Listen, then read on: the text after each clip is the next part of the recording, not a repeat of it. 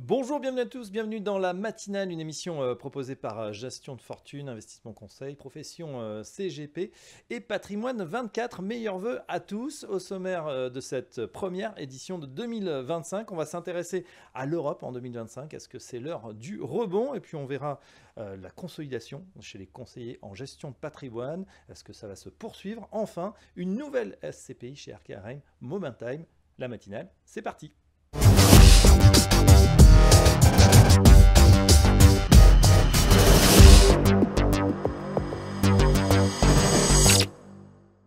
Bonjour à tous, dans la matinale ce matin on se penche sur l'Europe. L'Europe va-t-elle rebondir, pourquoi pas en 2025, surtout par rapport à la performance des États-Unis? C'est la question qu'on va poser à notre expert, notre invité Laurent Chaudorge. Bonjour. Bonjour Fabrice. Laurent, vous êtes porte-parole de la gestion chez BDL Capital Management. Et juste avant de rentrer dans le cœur du sujet, est-ce que vous pouvez nous présenter BDL Capital Management? BDL est une société qui est de gestion, qui a été créée en 2005. Donc cette année, on fête nos 20 ans. On est spécialisé sur les actions européennes et on gère à peu près 2,2 milliards d'encours sous gestion. Oh bah c'est pas mal, voilà, bon anniversaire. Merci beaucoup. Au bout de 20 ans. Alors on se penche justement, je vous le disais, sur l'action notamment de la Banque Centrale Européenne.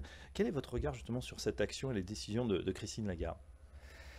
Alors je pense qu'il y a des éléments positifs. Les premiers, c'est que la BCE a démarré tôt quand même son cycle de baisse des taux. On se rappelle au mois de juin, même avant la Fed. Ensuite, elle a été assez consistante, c'est-à-dire qu'à chaque meeting jusqu'à la fin de l'année, elle a baissé ses taux, 25 points de base à chaque fois, donc on en est maintenant à 100 points de base. Et puis le dernier point positif, c'est qu'elle a annoncé qu'elle continuerait en 2025, donc Oui. elle donne un peu de visibilité. Là où il y a une question, je pense, c'est sur le rythme de cette baisse. La question, c'est est-ce qu'elle va assez rapidement? Est-ce qu'elle n'est pas trop focalisée sur l'inflation et pas assez sur la croissance? Donc c'est le vrai sujet pour 2025. Le scénario qui ne serait pas le bon, ce serait que l'inflation reste persistante, la BCE ne baisse pas assez vite et l'Europe ne repart pas. Ce n'est pas notre scénario actuellement, mais c'est un point d'attention. Oui, alors justement, on voit que, à contrario, bah, tout va bien du côté des États-Unis avec l'investiture dans quelques jours de Donald Trump. Justement, qu'est-ce que vous pensez de cette polarisation Europe-US? On a l'impression que voilà, tous les capitaux se concentrent sur les États-Unis. Vous avez raison, hein, je pense, si on regarde sur les 25 dernières années, depuis que j'ai commencé, je pense que c'est la première fois qu'on voit à la fois autant d'euphorie sur les États-Unis et autant de pessimisme sur l'Europe. On le voit dans les flux, hein. Il y a des souscriptions énormes sur les marchés actions américains et il n'y a que des sorties de capitaux sur les marchés actions européens. Une fois qu'on a dit ça, donc le pessimisme est extrême sur l'Europe et c'est aussi ça qui pourrait faire rebondir l'Europe parce que la moindre nouvelle politique sera bien prise et peut y en avoir, hein. On peut penser par exemple à un cessez-le-feu en Ukraine, on peut penser à des élections allemandes qui fait que de nouveau l'Allemagne peut faire de la relance budgétaire. On peut penser à une stabilisation de la France, par exemple, voire à certains secteurs qui repartent. C'est déjà le cas, par exemple, de la construction. Donc, il y a des éléments qui peuvent arriver en 2025 et qui feraient que, finalement, l'Europe est une bonne surprise. Alors justement, dans ces conditions, à quelle société vous intéressez-vous? Alors, on a trois priorités actuellement. La première, c'est de tirer parti de la croissance américaine, mais au prix de l'Europe. Oui. C'est-à-dire qu'aujourd'hui, en Europe, vous avez des sociétés très décotées. Certaines sont très exposées aux États-Unis et c'est une bonne façon que de capter la croissance américaine bon marché. Deuxième priorité, c'est des sociétés qui retournent beaucoup de cash aux actionnaires. Et donc là, on a une poche dans les portefeuilles qui nous rapporte 11 à 12% par an sur les 3 prochaines années. Et puis, troisième priorité, c'est en Europe, vous trouvez aujourd'hui des belles sociétés résilientes qui ont parfois eu un accident de parcours et qui deviennent très décotées et qui sont désormais des investissements très intéressants. Exemple? Exemple, dans cette partie-là, je pense à Philips dans le médical, je pense à Reckitt, je pense aux brasseurs type Heineken ou Carlsberg qu'on a acheté pendant l'été. Bon, ben voilà. Et puis on va regarder donc les sociétés européennes exposées aux États-Unis, vous l'avez dit. Première catégorie, celles qui font beaucoup de cash flow, qui ont un bon rendement, et donc celles qui sont résilientes dans cet environnement. C'est vrai, un petit peu déprimé en Europe. On se pose aussi une question, c'est sur la concentration des indices. Alors on parle beaucoup des 7 magnifiques, mais aussi un engouement certain pour les ETF. Certains pensent qu'il va peut-être y avoir une revanche de la gestion active. Alors c'est un débat qui est très intéressant et qui fait rage depuis 20-25 ans maintenant. Ce qui est très intéressant, c'est de regarder sur les 20 dernières années ce qui se passe quand les indices se concentrent beaucoup ou quand ils sont moins concentrés. Oui. Et en fait, ce qu'on remarque, c'est qu'à chaque fois qu'ils se concentrent beaucoup, donc c'est le cas de la décennie 90-2000 ou c'est le cas de la décennie qu'on vient de passer, à ce moment-là, les indices passifs surperforment la gestion active. En revanche, quand ils se déconcentrent, c'est l'inverse. Donc ça a été le cas par exemple sur la décennie 2000 ou 2010. Vous partez de l'année 2000 avec la bulle TMT, les indices sont très concentrés. Oui. Et ensuite, les indices se déconcentrent et à ce moment-là, la performance de la gestion active est très bonne. Et en fait, la vraie question, c'est aujourd'hui, donc on le sait, on est à un niveau de concentration historique. Sur les 100 dernières années, aux États-Unis, on n'a jamais été aussi concentré. Donc si l'histoire se répète, ça veut dire que sur les prochaines années, l'environnement est très bon pour la gestion active. Ah ben voilà, on vous souhaite en tout cas, vous les gérants Merci. actifs. Merci Laurent Chaudard, je rappelle que vous êtes porte-parole de la gestion chez BDL Capital Management et à très bientôt dans la matinale. Merci Fabrice, à bientôt.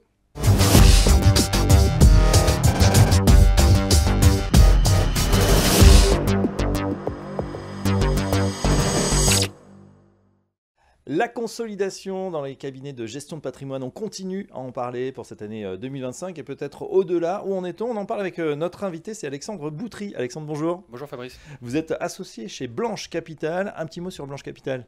Alors Blanche Capital, en quelques mots, c'est une banque d'affaires qui est dédiée aux professions réglementées. Et donc on accompagne aujourd'hui principalement 6 professions réglementées.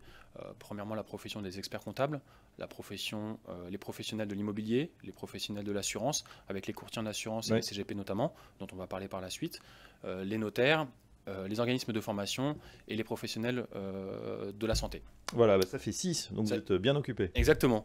Et à ce titre, donc, on accompagne les dirigeants de ces structures dans leurs projets de haut de bilan. Donc ça passe par des mandats d'acquisition, des mandats de cession et des mandats de levée de fonds. Aujourd'hui, on est 26 collaborateurs et on est présent à Paris et à Bordeaux.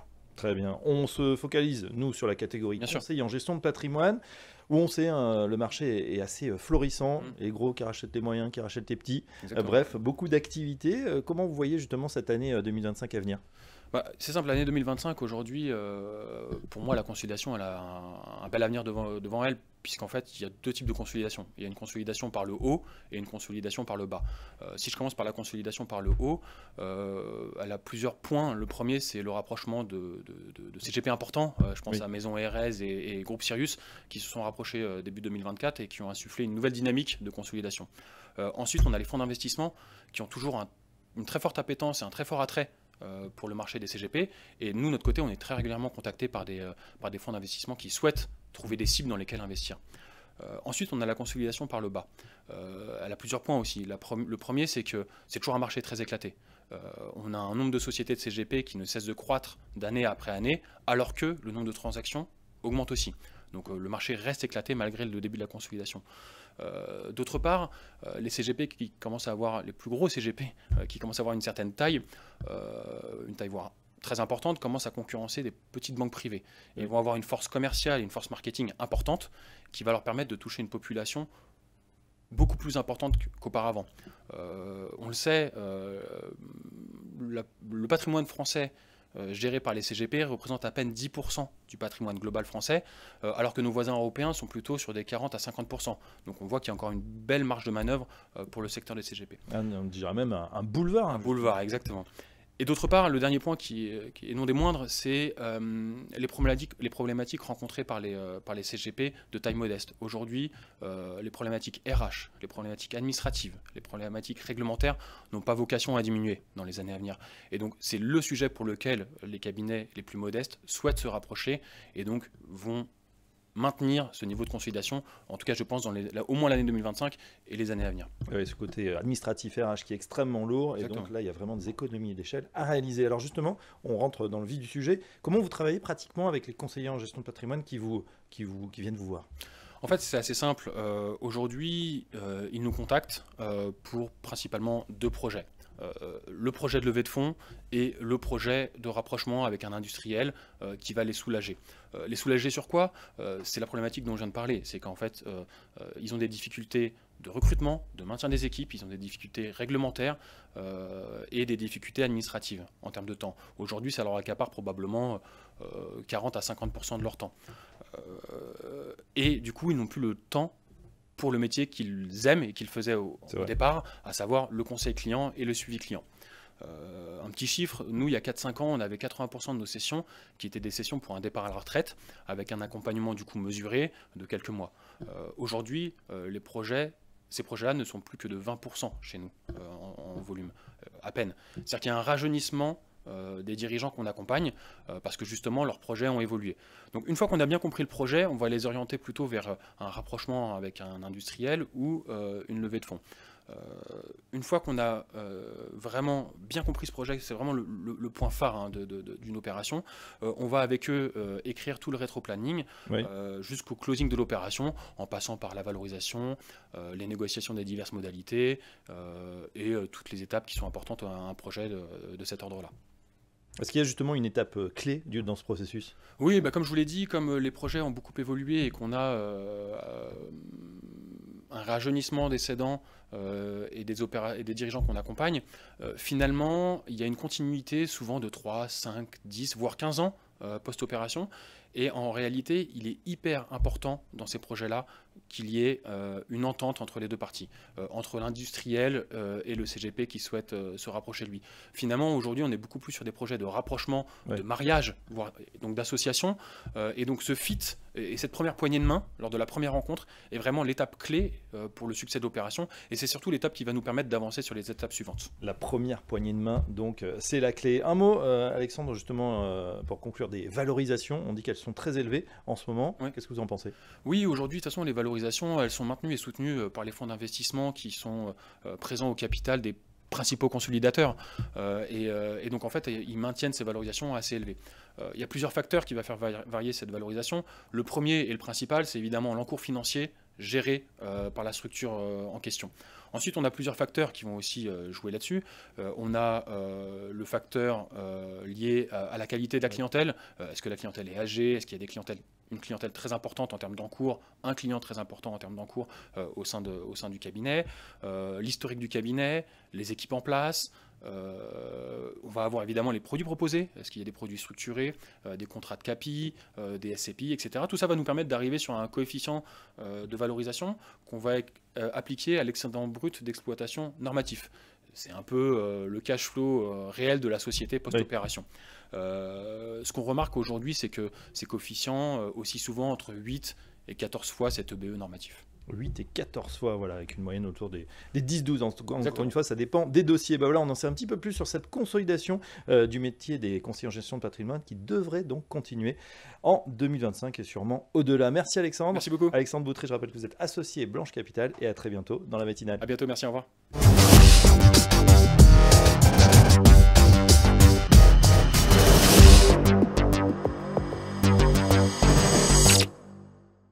Et on s'intéresse tout de suite dans la matinale à une nouvelle SCPI lancée le 2 janvier 2025, Momentime, et c'est Yann Vickoc, le directeur général d'Arkéarem, qui nous en parle. Bonjour Yann. Bonjour Fabrice.